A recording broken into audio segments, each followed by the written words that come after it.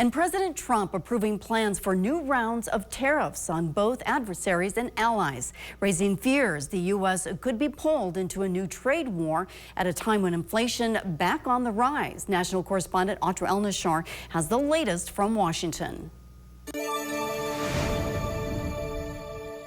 President Trump putting the world on notice. His administration now intends to raise tariffs to match taxes that trading partners charge for American imports. This is something that should have been done many years ago. It won't happen right away. Cabinet officials will take until April 1st to produce reports the president will use to make his next moves. This gives trading partners time to negotiate with the White House, which is wrestling with warnings that tariffs can easily come back to bite the American consumer.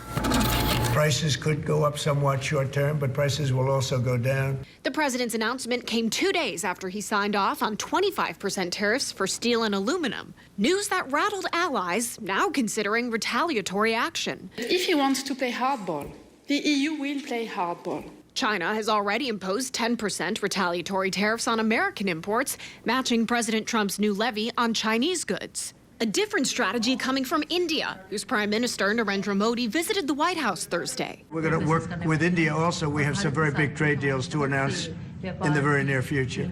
Allies argue the tariffs are uncalled for and are trying to get the president to stand down. We will be working with the American administration over the coming weeks to highlight the negative impacts. They harm workers, they harm consumers because the prices go up. They create unnecessary economic disruption. Back in the U.S., a Lending Tree survey finds 3 in 4 Americans believe tariffs will increase prices. There's an awful lot of people out there who are concerned about the potential for prices to rise, even though we don't necessarily know how all of this is going to play out. Experts will closely watch how this could impact interest rates, too.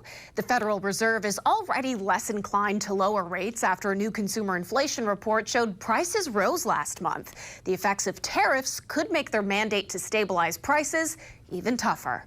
In Washington, I'm Audra El-Nashar.